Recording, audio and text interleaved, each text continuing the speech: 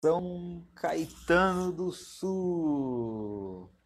Bom dia a todos que estão nos acompanhando. Estamos mais uma vez aqui no projeto Medita São Caetano, esse projeto que ocorre em parceria com a Prefeitura de São Caetano do Sul, do edital Todos pela Cultura, juntamente com a Secretaria de Cultura de São Caetano do Sul. E hoje a nossa convidada especial é a Monja Anne, do templo aqui tibetano de São Caetano do Sul. Nós estamos esperando ela entrar aqui para já chamar ela e iniciar, né, essa nossa jornada hoje pelo budismo tibetano, a meditação tibetana. Vamos chamar ela aqui.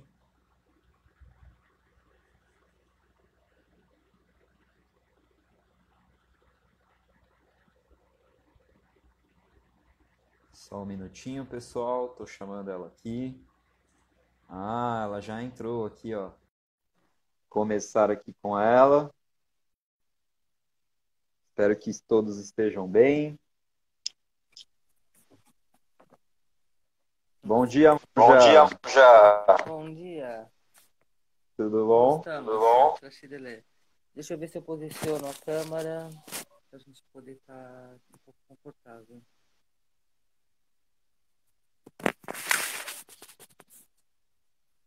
Monja, eu vou pedir para Monja, eu vou no pedir para finalzinho, finalzinho abaixa um pouquinho o volume abaixa um do pouquinho o volume celular. do celular. Como? Abaixa um pouquinho o Abaixa um volume do pouquinho o celular. volume do celular. Abaixar? Uhum. Uhum. Vê se tá bom. Vamos fazer o Vamos teste. fazer o teste. Um pouquinho Vê se tá mais. bom. Mais. Tá me ouvindo bem? Tô te ouvindo, Tô só te que tá dando ouvindo, um só que pouquinho de tá dando um eco. pouquinho de eco. Agora? Agora melhorou. Agora melhorou. Alô, Traxidelé. No final No da final nossa da nossa entrevista, entrevista, eu vou pedir para a eu vou pedir para a senhora senhora fazer uma fazer meditação uma para mim. meditação. Então, se a Então, senhora se a tiver que senhora pegar a tiver que pegar a tigela, a tigela, tibetana, algum alguma, item, algum item, a senhora pega a agora senhora para pega agora para começar. começar. Não, eu vou fazer sem sons, porque o som, através desses áudios, não fica bom. Ele fica muito. Porque nas aulas mesmo minha não dá. Porque dizem que não se ouve bem. Tá certo. Tá certo.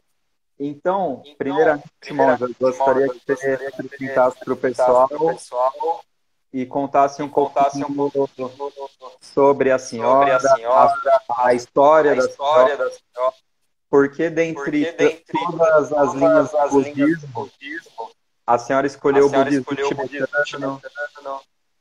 Certo. Eu gostaria de primeiro ter uma informação de quanto tempo é esse momento que vamos estar juntos. Nós ficaremos Nós juntos por ficaremos uma juntos por hora. uma hora, tá bom. Aham, ok. Bem, um pouco da minha história é uma história de vida, porque não é algo que aconteça independente da vida mesma, de como ela se desenvolve. Então, eu já sou um ser espiritualmente sensível. Eu já nasci com uma sensibilidade espiritual. Então, desde uma idade muito precoce, eu já tive uma inquietude que me levou a indagar. Indagar quem sou eu, aonde estou e qual o sentido de tudo isso. Desde criança eu me questiono. Então, quando chega na adolescência, de uma forma natural, eu já sou muito inclinada ao vegetarianismo, à macrobiótica, e já a minha própria inquietude me leva a uma busca. O que a gente encontra no Brasil é a Umbanda, é o kardecismo, que são as expressões populares que a gente tem de um caminho mais transcendental, onde falam de reencarnação, karma, ou seja, uma abertura espiritual que transcende essa visão comum que nós temos, que é uma visão sensorial e materializada. Aqui no Brasil, eu nasci aqui em São Caetano, então o mais próximo é a Umbanda e o Kardecismo, que foi o primeiro que eu me encontrei. E junto com isso, na época que eu vivia aqui, foi a época que estavam iniciando-se as novas terapias, os novos caminhos dentro da psicologia. A psicologia estava já muito velha, muito antiga e começou a surgir um movimento nos Estados Unidos, em Califórnia, em Island, nas universidades de Califórnia, onde novas tendências terapêuticas emergiam, como é a Gestalt terapia e bem conhecida como biodança. Então, na época que eu era adolescente, foi quando estava chegando aqui em São Paulo a biodança, que eram tendências das novas terapias. Então, já com 14 anos, eu fui exposta a todo um trabalho terapêutico de desbloqueio de energia, porque eu era inquieta e estava buscando um caminho de transcendência. Então, eu fiz todo um trabalho terapêutico profundo dentro das novas terapias, né? E isso me abriu para Osho. Eu conectei com a escola de Osho desde aqui de São Paulo na minha adolescência. Então, a adolescência foi um momento muito rico, onde eu conheci as novas terapias e também conheci o budismo com 14 anos, que foi na Liberdade, que a gente tem aqui um bairro japonês e lá tem vários templos budistas. E foi a minha primeira exposição à meditação. Então, com 14 anos, eu comecei a fazer biodança, que são trabalhos de desbloqueio energético através de terapias de grupo, tipo psicodramas, e junto com a biodança, a meditação, e junto com isso a Umbanda e o kardecismo. Então foi um momento muito inquieto. E tudo isso amanheceu em uma busca maior ainda de conhecimento, e no Brasil ainda estava muito travado isso, né? E foi quando eu fui para a Europa, com 18 anos. E com 18 anos, chegando na Europa, eu já conectei com Osho, fui para a Inglaterra, Londres. Aí eu fiz toda uma formação dentro da escola do Osho. Eu fiquei 9 anos, dos 18 aos 26, 27. Eu fiquei praticando, estudando na escola de Osho, praticando Vipassana de Cuenca. Fiz muitos Vipassanas, uns 20 Vipassanas, porque era o que eu tinha na minha mão, era Vipassana. É que não tinha outra coisa para fazer. E o A Vipassana é muito senhora profundo. já seria reconhecida na linhagem do Goenka como uma instrutora, uma professora. Sim, sim, eu cheguei a ser uma instrutora, uma professora do Vipassana.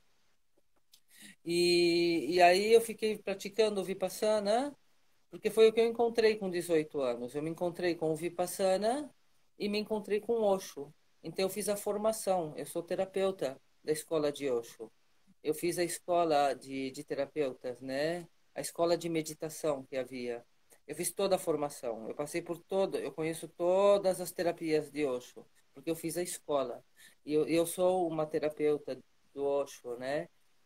E se foram alguns anos, junto com Vipassana e Osho. E aí eu conheci o Zen budismo.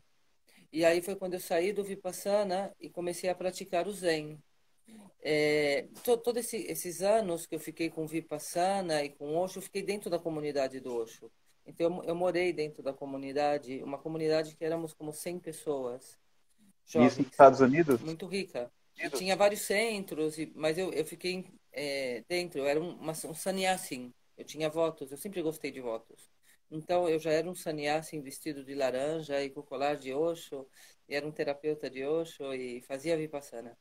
E aí depois eu conheci o Zen, aí foi uma outra etapa, aí eu permaneci no Zen também 9 anos, faço o ciclo de 9. E o Zen é bem diferente, mas é muito bonito e muito profundo, né? Então, já foram os Sexins, os Darsanas, e também foram muitos. Eu também me tornei uma instrutora dentro do Zen e dirigia retiros. E até aí eu estava em vida comunitária, eu fiquei muito tempo vivendo em comunidade. Aí depois foi quando eu saio da comunidade e estruturo um trabalho próprio. Em função disso, eu casei, eu comecei a ter filhos, eu tenho 3 filhos, então eu já saí da comunidade e já com uma proposta de um trabalho. Então eu era terapeuta de Osho, então eu fazia workshops de fim de semana de terapias energéticas e desbloqueio, dirigia retiros, aí depois passei para terapia individual, todo um caminho de vida, né? junto com o Zazen, e tudo isso também foi produzindo em mim uma grande insatisfação com o mundo da matéria, com o mundo do trabalho, do dinheiro. Mas foi uma etapa onde eu criei meus filhos, escolas, todo casada. Então foi todo um desenvolvimento. E o final desse desenvolvimento foi quando as crianças chegaram na puberdade e tudo aquilo estava muito vazio para mim, muito insatisfeito. E foi quando eu volto para o mosteiro, né? Nessa insatisfação profunda que ganhei dinheiro, perdi dinheiro, como faz todo mundo, aquelas montanhas russas de subir e descer, boas propostas, oportunidades, e logo acidentes e perdas, más investimentos, e cria empresa e não sei o quê. O que é a vida comum, né? E tudo isso me levou a uma grande decepção. Tive acesso a dinheiro, a fortuna, restaurantes, viagens, férias, boas férias. Toda a minha vida se desenvolve na Europa, particularmente na Espanha, em Catalunha, Barcelona, é onde se desenvolveu toda a minha vida adulta. E foi quando eu decido ir para o mosteiro, num momento muito frágil da minha vida, para fazer novamente um retiro e começar a ter a visão mais clara. E aí eu decidi ficar. Então já foi no mosteiro tibetano. Então a última etapa, depois de 20 anos de prática, 10 de Vipassana, 10 de Zazen, foi quando eu encontro o tibetano. E o tibetano ele é bem diferente na sua abordagem. Eu sou de muitas paixões, então eu me apaixonei muito pelo caminho e dentro de uma prática em retiro muito profunda, eu decidi, não fui eu que decidi, na verdade, eu fui empurrada a decidir, né, a tomar os votos de monge. Isso está fazendo como 15 anos atrás. E não foi uma decisão que eu tomei, foi uma decisão que foi tomada através de mim, porque eu nunca tive essa aspiração de ser um monge ordenado. Me parecia uma vida muito estreita. No obstante, naquele momento, essa vida estreita era a minha liberdade, a liberdade das distrações e de todas as tentações que uma e outra vez me tiravam do caminho. As distrações dos amigos, das festas, toda a vida social, ela me distraía bastante. Todas as tentações dos prazeres sensoriais me distraíam frente à verdadeira felicidade interna que eu reconhecia. Então aí eu decidi, para que a minha mente não se distraísse mais, eu tomei a decisão de focar de forma unidirecional no caminho interno, onde eu reconhecia o caminho da verdadeira felicidade. E posso dizer que nunca fui tão feliz. Que a minha vida se transformou num caminho de felicidade impressionante. Esse caminho estreito, esse caminho estreito que tem uma aparência de diminuição, para mim é realmente uma grande liberdade, porque me permite não me distrair e me chama a atenção todo momento de permanecer no lugar verdadeiro, no lugar seguro, onde existe paz e felicidade.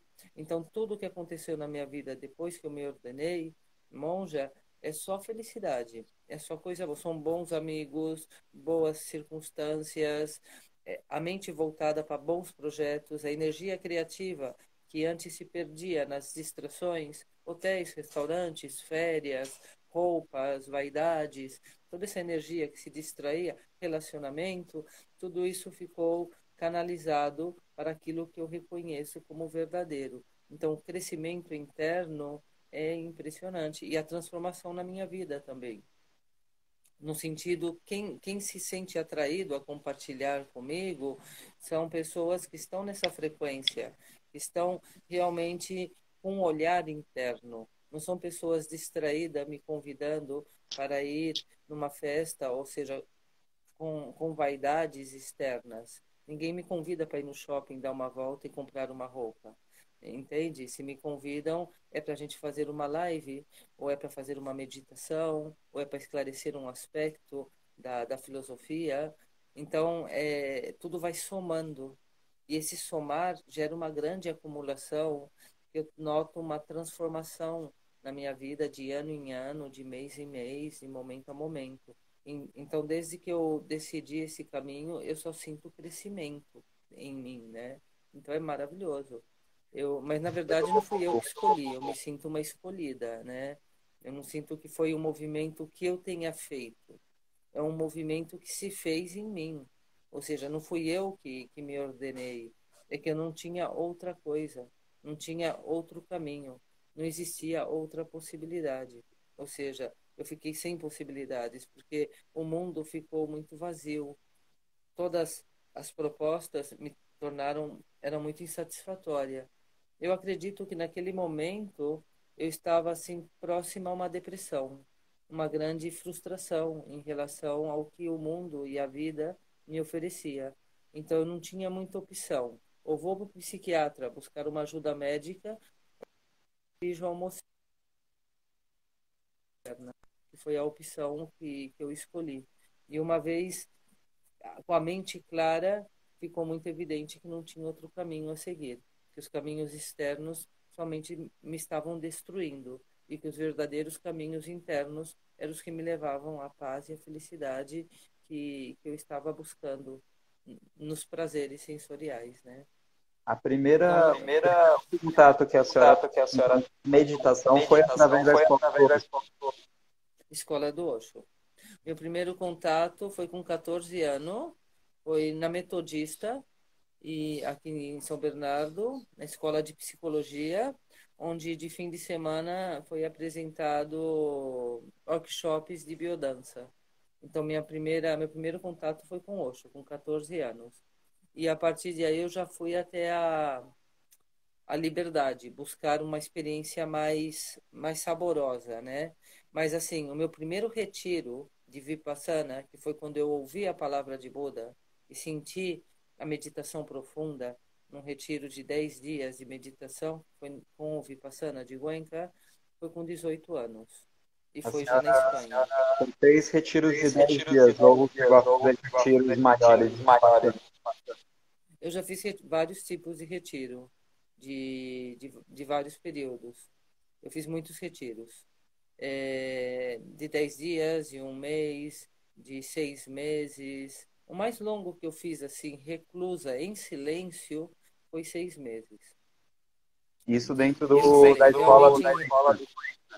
Não, aí eu já fui dentro do budismo tibetano, com 6 meses. Na escola do Goenka eu fiz só 10 dias. Retiros de 10 dias. Fiz muitos retiros de 10 dias. Agora conta pra gente uma grande curiosidade. Uhum. Ani significa o quê? Porque tem uma continuação, né? Seu nome Sim, tibetano. Ani é um nome tibetano.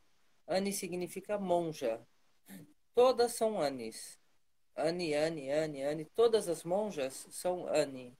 Então, Ani significa monja em tibetano. O próximo nome, Sherabi, seria meu nome de ordenação.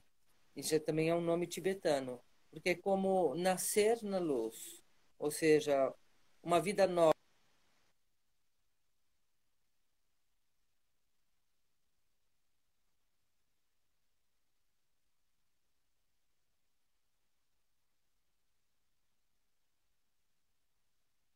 A monja, pelo menos aqui para mim, pessoal, travou um pouquinho. Aí a gente está esperando voltar aqui. Não sei para vocês se está normal. Vamos esperar. Ela saiu. Eu vou chamar ela de novo para a gente continuar, tá bom?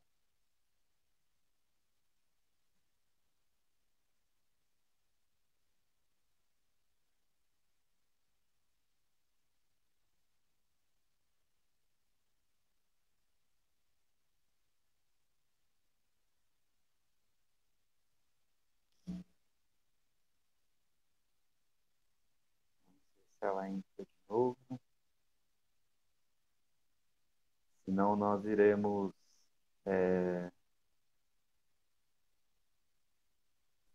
Olá. Voltou. Oi, monge. Outra. Pois Anne é monja. Então, é um nome de monja. Significa monja. Todas somos Anne. E Xerabling é nascido na luz. Transcendental. Sherab é sabedoria transcendental. e Lin é jardim. Então, todos os templos, todos os centros de estudo levam o Ling no final. Odsal Ling, Sherab Ling, sempre leva o Ling. O Ling, ele significa jardim. Então, significa o jardim da sabedoria transcendental. Meu nome é Sherab e Sherab Ling é o templo, o jardim da sabedoria transcendental. E o seu professor dentro do Shaolin foi o mestre Ponche? É o mestre Mingyur Rinpoche. Mingyur Rinpoche, em 2007, quando eu cheguei no Brasil, eu coincido que cheguei junto com ele e eu tive, assim, eu fui convidada para ser a assistente dele. Ele ficou um mês no Brasil viajando entre São Paulo, Rio de Janeiro e Brasília. E eu acompanhei ele.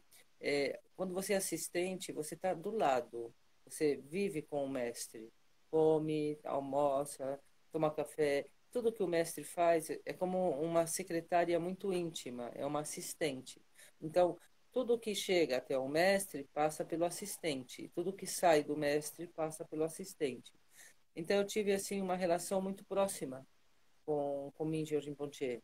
E Mingyur, ele é um ser muito alegre, ele é muito fácil, é muito confortável estar com ele.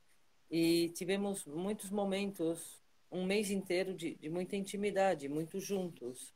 E nesse período eu expressei para ele a minha motivação em abrir um centro. Eu já dava aula, mas assim, eu dava aula como estagiária, digamos, né? Supervisionada.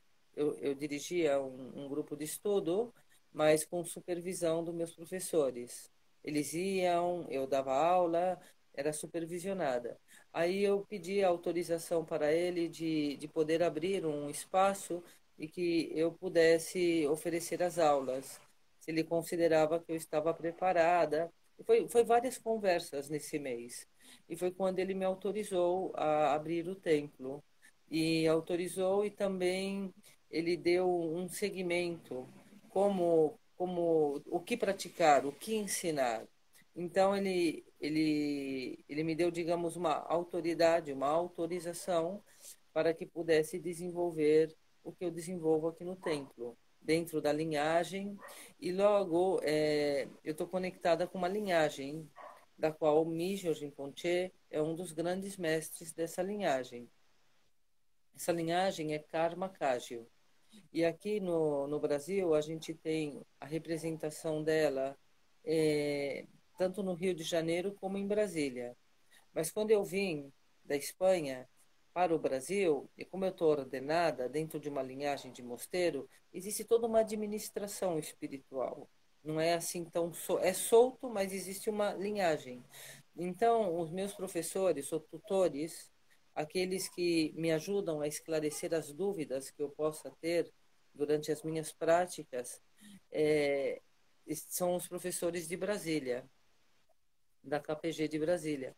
E foi o Lama Trilling e o Lama Sonan quem me ofereceram um material detalhado do programa para os professores desenvolver grupos de estudo e apresentar o Dharma. Então, todo o material que eu recebi, ele vem da KPG, do Lama Trini, do Lama Sonan, e toda a estrutura didática, que é a mesma que todos os templos obedecem.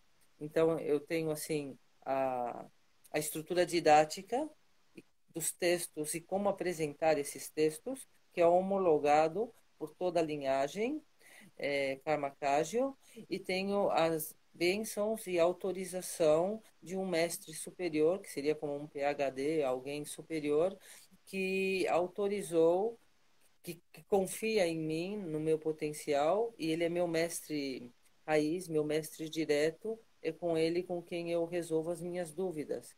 E é ele quem também orienta as minhas práticas. Então, deixa de praticar isso, pratica isso a nível pessoal. Então, atualmente, nesses últimos 13 anos que eu estou aqui no Brasil, é ele quem está dirigindo as minhas práticas internas e é ele quem também me resolve as dúvidas que eu possa ter em relação à apresentação do Dharma e o que eu posso apresentar.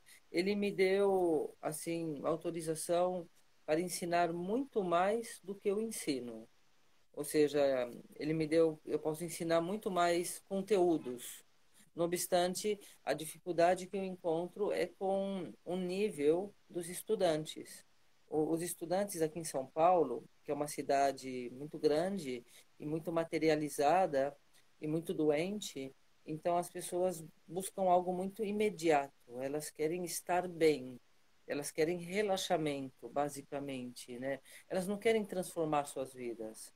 Elas não querem mexer nas suas vidas, mas querem estar bem dentro das suas vidas, que é uma capacidade bem inicial. Então, buscam um relaxamento, não buscam um autoconhecimento. A maioria busca meditação, ou seja, busca estar em paz, um pouco de quietude, não busca uma transformação, não busca um transformar o ser comum num ser divino, num ser Buda. Então, o budismo tibetano, ele é extremamente filosófico, é uma filosofia de vida, é uma forma de você viver a mesma vida desde uma outra posição interna. Então, é uma reforma interna muito profunda, onde você vai deixar de ser quem você é e vai passar a ser uma luz de consciência desperta, sem nenhuma embalagem. Essa embalagem toda, o budismo ela vai se dissolver, que é a nossa personalidade, a nossa pessoa. Então, o que o budismo propõe é um caminho é, de transformação profunda que exige muito estudo, muita prática e muito foco.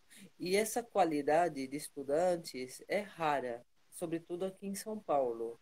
É muito rara, porque todos estão muito distraídos com o trabalho, com família, com acumulação de bens e com relacionamentos e com consumo de vaidades. É muito difícil. Então, eu posso dizer que de tudo que o Minjor me ofereceu para ensinar, eu acho que eu não chego na metade. Eu fico uns 30%, máximo 40%, porque não encontro estudantes que se graduem para poder receber treinamentos mais avançados. Tanto é que aula avançada atualmente não temos no templo. Temos temos muitos na iniciação, iniciantes, e temos alguns se aprofundando. E assim, a maioria, para dizer quase todos, buscam um nível de meditação que é concentração, pacificação mental. O que buscam é pacificar a mente, ou seja, nível de concentração. Não buscam nem sequer um nível de aprofundar na visão.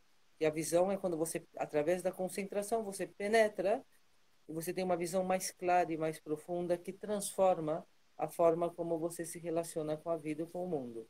Esse aprofundar está diretamente relacionado com a experiência do amor puro, não o condicionado. Não amo por isso, é o amor que sou. Então, isso já é um nível de aprofundar que já transforma todas as atitudes, todos os comportamentos em respostas virtuosas. Esse já é um nível de aprofundamento. Mas a maioria fica num nível iniciante e o que buscam é concentração. A mente é agitada, é dispersa e é escurecida e pesada. Então querem um pouco de leveza, um pouco de clareza e um pouco de foco. Porque essa mente agitada, escura e pesada deixa o corpo doente. E a mente não fica criativa, não fica clara e começa a interferir nos relacionamentos, no trabalho, porque essa mente pesada, escura e agitada, ela começa a interferir na própria qualidade de vida comum, ou seja, em como, em como me relaciono, em como durmo. Então, as pessoas que chegam até mim, para mim, são, assim, 98% doentes. É raro uma pessoa que chega com motivação espiritual, com inquietude espiritual, com querer realmente autoconhecimento. E desses raros que chegam buscando autoconhecimento, cuidado com o karma, porque basta chegar a paixão, por exemplo, ou um bom trabalho, que também é outra grande armadilha, né? De repente chega a oportunidade de ganhar dinheiro. Estão praticando muito bem, mas vão ter que dedicar toda a energia agora para trabalhar. E trabalham das 5 da manhã às 11 da noite. Então já não podem praticar. E fala, não, são uns anos. Eu vou me dedicar uns anos para aproveitar a oportunidade de trabalho e depois eu volto para o Dharma. Só que depois ficam tão impregnados que voltar para o Dharma é super complicado. Porque como eu já levo 10, 13 anos, eu já vejo ciclos daqueles que ficam 5 anos aprofundando no Dharma, chega uma oportunidade de trabalho, arrasta eles, ficam 5 anos e depois chegam super quebrados, né? Ou seja, super difícil de reestruturar, porque chegam muito doentes, né? Se envolveram em muitas transgressões, muito apego, porque esse mais do dinheiro vai consumindo, então essa oportunidade também gera uma frustração que gera mais consumo e depois tem que trabalhar mais para poder manter esse mais consumo e mais insatisfação e depois chega numa depressão ou numa crise de ansiedade que já chega num quadro clínico, né? Então, isso é muito comum passar aqui em São Paulo. Não é fácil. Eu queria que a Queria que senhora a agora, senhora agora, na na metade da metade live, da live, a senhora a conduzisse senhora uma conduzisse meditação uma para gente meditação para gente de 10 de minutos, 10 minutos. e aí Certo. depois da E aí, depois meditação da a gente meditação, a continuar gente conversando estava um pouquinho, conversando um pouquinho. e as pessoas vão E as tirar pessoas vão tirar dúvidas, tudo, dúvidas, tudo, e a e senhora a vai senhora conseguir vai mostrar conseguir mostrar quais são as quais são as particularidades particularidades do budismo do tibetano budismo dentro da tibetano dentro meditação. da meditação. Uhum. É, como eu sou uma meditadora, então eu pratiquei muitos anos o Vipassana e pratiquei muitos anos o Zen. E agora já levo muitos anos praticando o budismo tibetano. E tudo é meditação e tudo é budismo, né? Então é muito fácil para mim a diferença. Basicamente, a meditação no budismo tibetano trabalha com imaginação. Ela dá uma ênfase muito grande no poder da mente projetar.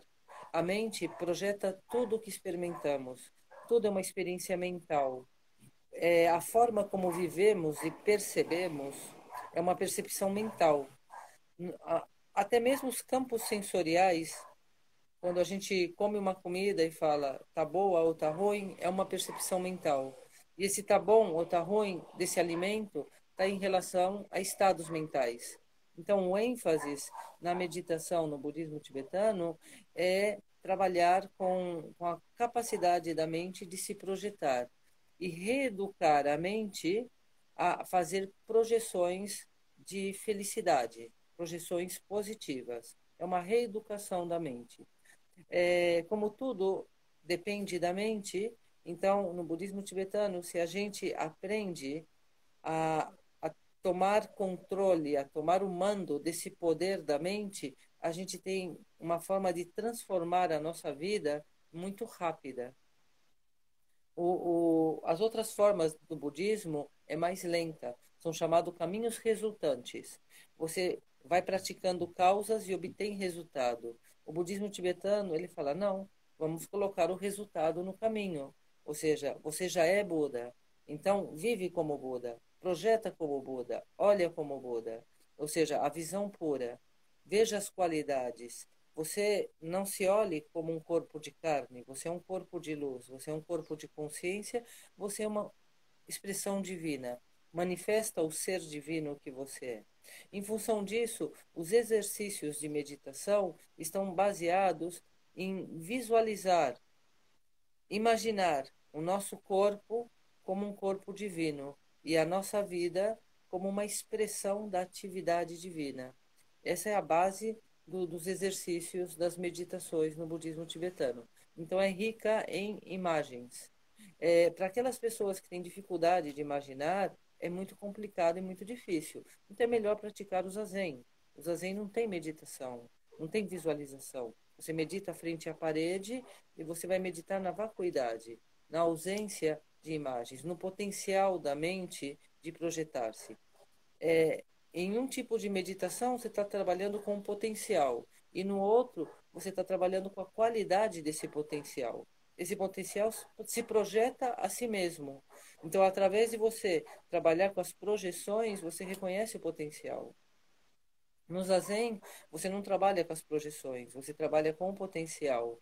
Então, a meditação, ela é focada no vazio da mente. E no budismo tibetano, ele é estimulado a imaginar. Então, tem uma base conceitual. A gente estimula os pensamentos, estimula a imaginação. É o contrário.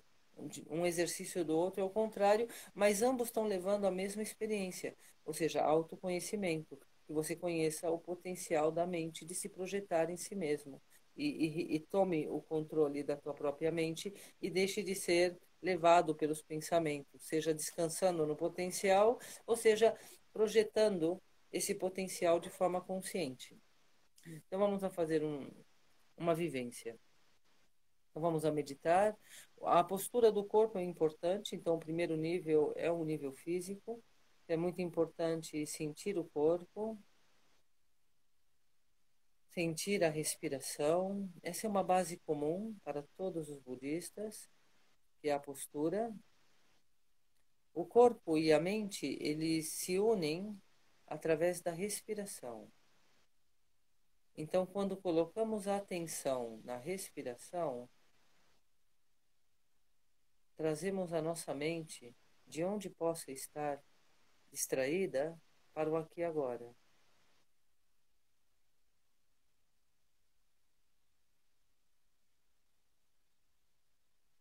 A respiração, ela é sutil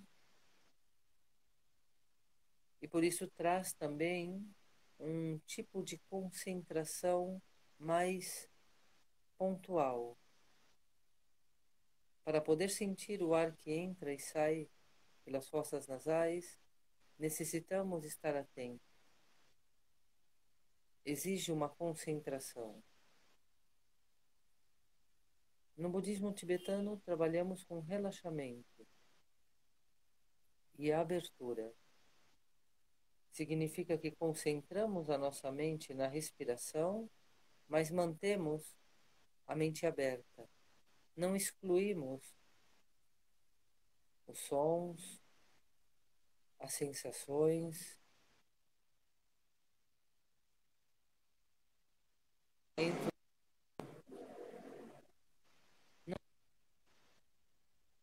E tudo possa ser.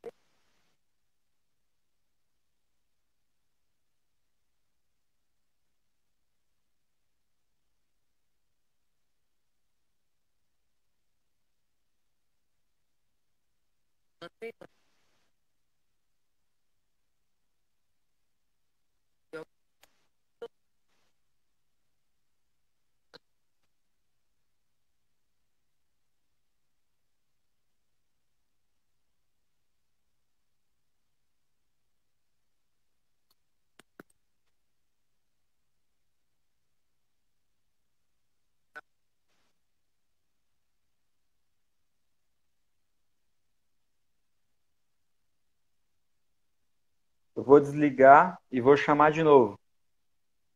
Vou desligar aqui e vou te chamar de novo.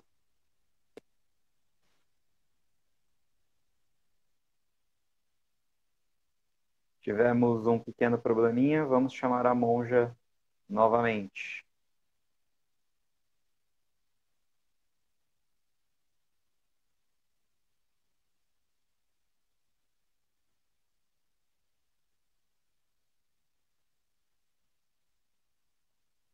Vamos lá.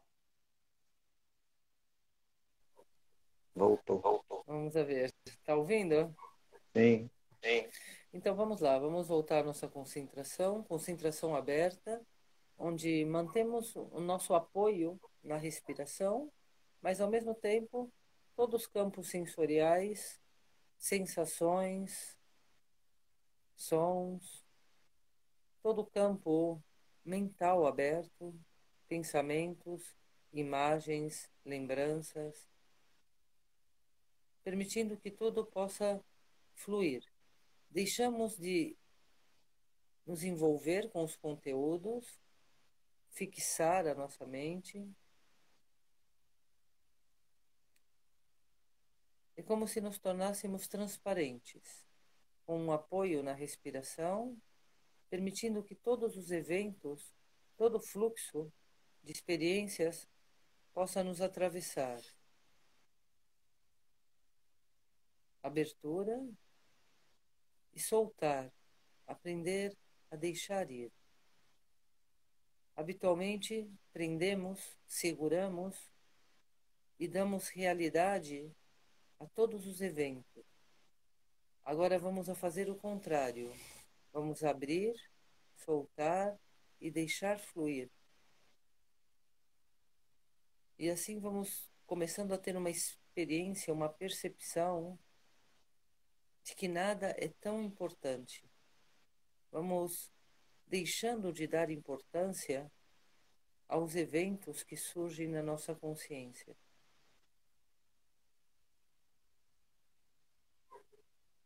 Não se trata de não pensar, não se trata de evitar, se trata de deixar fluir sem se distrair.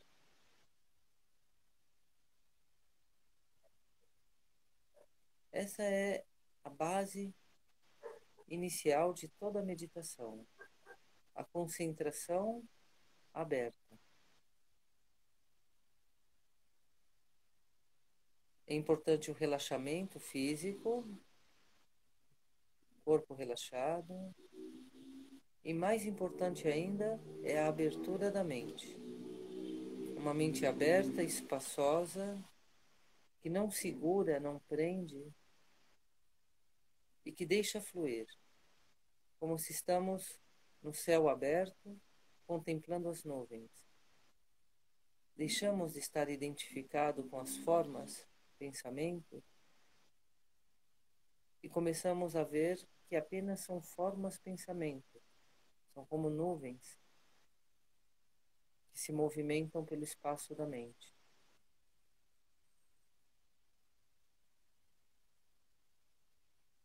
Nessa base de concentração aberta, vamos a dar uma direção à nossa mente.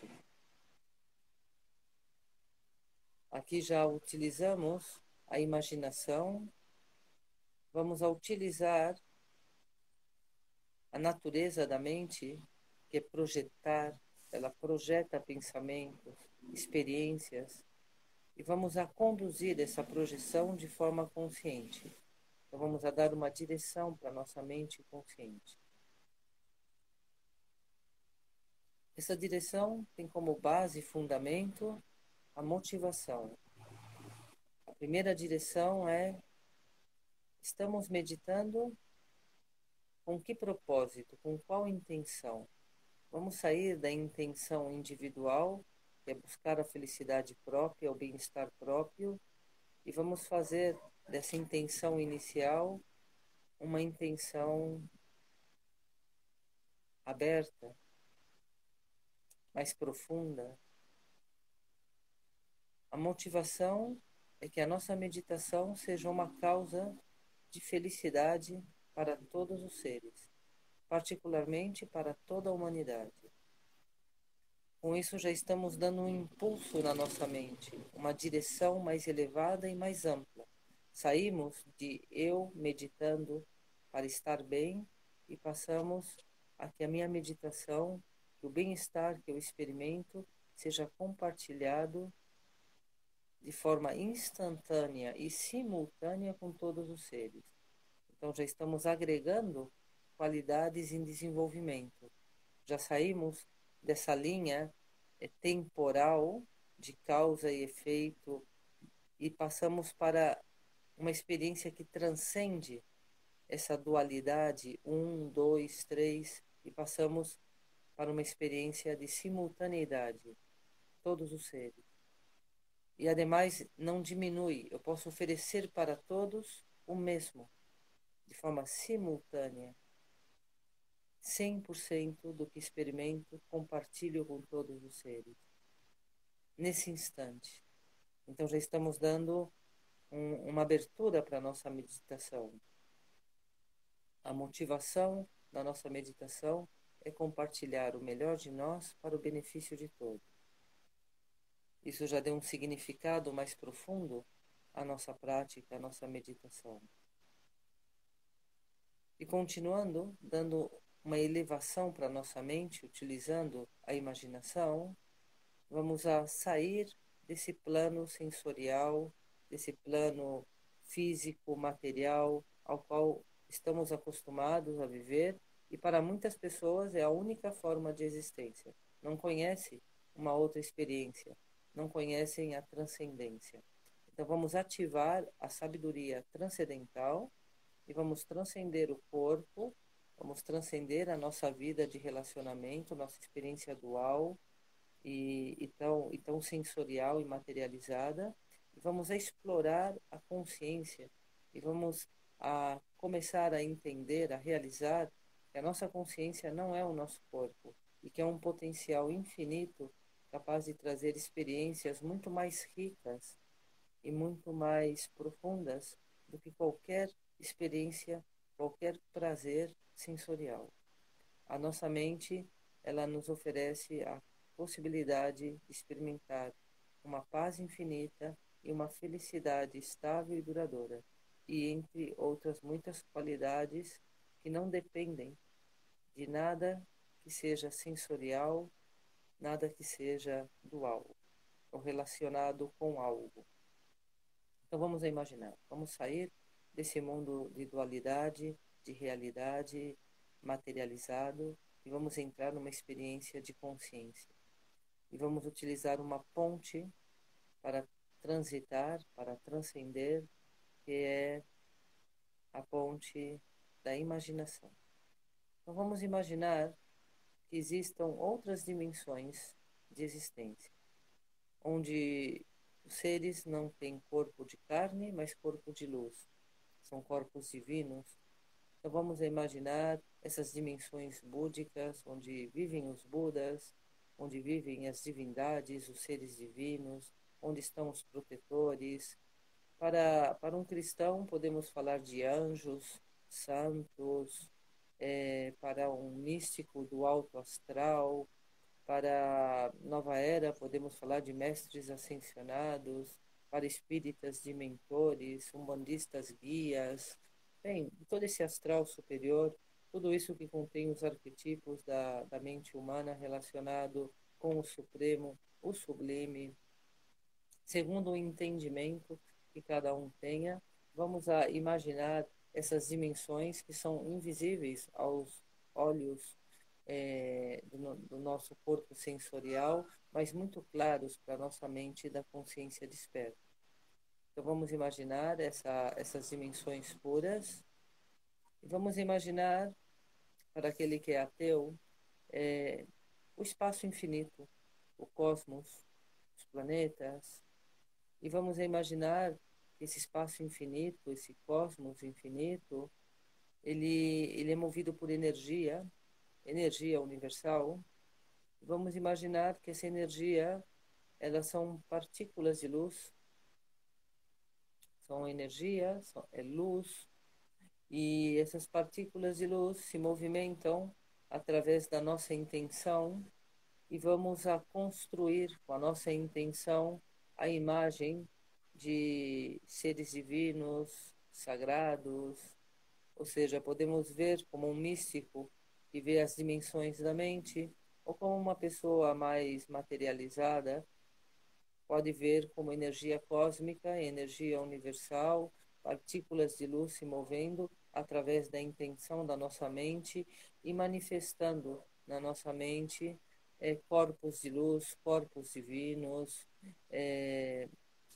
Vamos abrir-nos e estar receptivos para receber essa influência espiritual positiva do universo, das dimensões puras, dos campos búdicos. Vamos a inspirar quando o ar entra, vamos a conectar com a nossa respiração, recebendo prana, energia. E quando o ar sai, vamos a remover todos os ventos, toda a energia estagnada em formas pensamentos.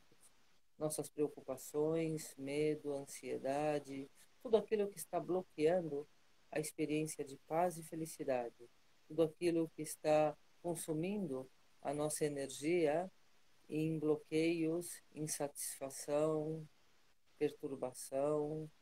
Então, imaginando essa luz que absorvemos, prana, energia universal, bênçãos, removendo todas as nossas sombras, impurezas, toxinas, na exalação, imaginando essa fumaça se dissolvendo no espaço. Inspirando luz e liberando a mente dos ventos, das energias estagnadas.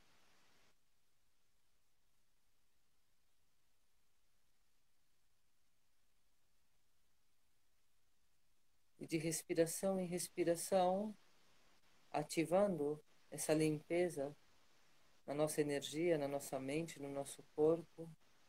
Vamos sentindo o nosso corpo com mais vigor, iluminado.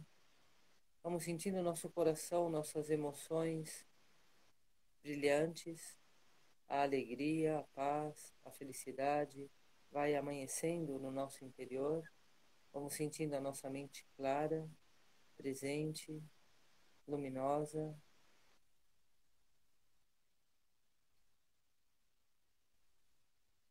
Irradiando luz. Vamos imaginar que quando inspiramos, já havendo removido as sombras, nutrimos, alimentamos. Num primeiro momento, limpamos. Num segundo momento, nutrimos. E esse corpo se torna um corpo de luz. Nosso coração aberto, irradiando o amor que acolhe, a compaixão que libera do sofrimento, a alegria que faz com que o fardo se torne algodão, tudo fica leve, com alegria. E a nossa mente gerando bons estados mentais, bons desejos de paz e harmonia para nós e para nosso mundo. Inspirando luz, exalando luz. E por um momento dissolvemos nomes, formas e conceitos e descansamos na qualidade que a mente se apresenta. Uma mente aberta, conectada com o infinito, um coração aberto, acolhendo a tudo e a todos, um corpo vigoroso, um corpo chamado eternamente jovem, sentindo a saúde no corpo, o coração caloroso, quente, confortável, cuida e envolve e abraça a todos os seres, a todas as circunstâncias, uma mente positiva, gerando bons pensamentos, bons desejos, apreciando como se encontra nosso corpo, nossa energia e nossa mente no aqui e agora.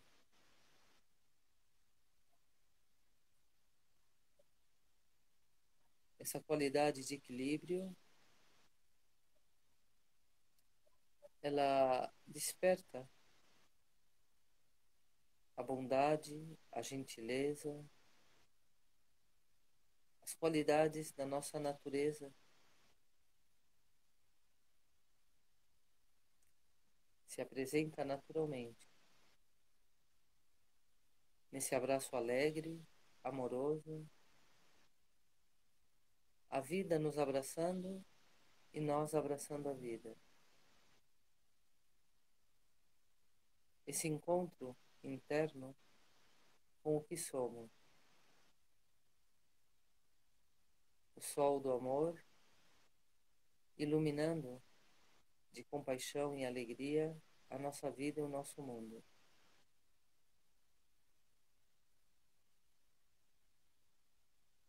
Conectando com o ser verdadeiro, que que é amor, compaixão, alegria.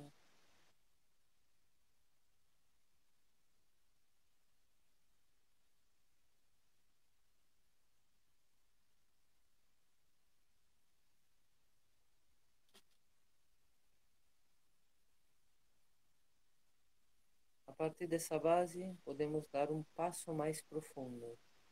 Podemos trabalhar com uma qualidade particular da consciência iluminada. Podemos trabalhar com a compaixão. A compaixão é trabalhar com a dor. Então podemos trazer à nossa mente a nossa dor. O que nesse momento está produzindo dor, insatisfação, bloqueio, seja físico, doença, seja emocional, afetivo, alguma perda, algum desequilíbrio emocional nos relacionamentos, seja mental, uma mente obsessiva, preocupada, que fica todo o tempo nos afligindo com seus medos e projeções escuras. E podemos conectar-nos com a energia universal, infinita, e podemos transformá-la em luz de compaixão. Então, através da nossa intenção, transformamos ou ativamos o poder da energia universal, cósmica infinita na qualidade da compaixão. A compaixão não é piedade, não é pena. A compaixão é ação. É ação para cessar o sofrimento. A compaixão é quando estamos com uma ferida e vamos a colocar remédio para cessar a dor, para curar. Então vamos a colocar esse remédio universal, esse remédio da mente onisciente, para curar a nossa dor, para diminuir a dor, cessar a dor, curar as feridas. É o poder infinito que agora, com a nossa intenção, transformamos em uma energia poderosa e aplicamos para curar a nossa dor. Só que como estamos falando de muita abstração, para que a mente tenha um apoio e possa trabalhar melhor com essa abstração, vamos a transformar a energia universal em um Buda. Esse Buda não existe, ele apenas é um apoio para a nossa mente. Estamos trabalhando com imaginação e não com solidificar a existência. Então, essa abstração da energia universal, a gente vai personificar na imagem de um Buda, para que a nossa mente se apoie e vamos a imaginar que esse Buda, ele representa a compaixão infinita. E vamos a receber da personificação da energia universal na qualidade de compaixão, do coração do Buda, raios e arco-íris brilham, vibrando a compaixão.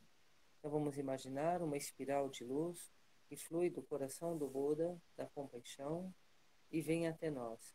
À medida que essa espiral de luz vibra no espaço e atravessa as nossas partículas, átomos, células, corpo, matéria, atravessa o nosso coração, emoções, nossos chakras, nosso corpo de energia, nossa mente, nosso karma, ela vibra e gera um som sagrado, um mantra, que é o movimento das partículas da compaixão, que é o movimento de luz no coração do Buda da compaixão. O mantra Om Mani Padme Hum. Então vamos a recitar o mantra e à medida que recitamos, conectamos com esse movimento de luz. Om Mani Padme Hum, Om Mani Padme Hum, Om Mani Padme Hum, Om Mani Padme Hum. E sentimos essa cura. Estamos recebendo a cura da mente onisciente na qualidade da compaixão. Estamos curando as nossas feridas, Monge, cicatrizes. monge, Estamos temos recebendo essa 30 cura. segundos. Hã? Vai terminar, eu vou chamar a Vou senhora de chamar a novo. senhora de novo. Tá bom, tá Só bom. Já temos estamos mais 30 falando, segundos. Om Mani Padme Hum, Om Mani Padme Hum, Om Mani Padme Hum, Om Mani Padme Hum. E assim é como curamos as nossas feridas, o Buda se dissolve em luz, a luz universal se absorve em nós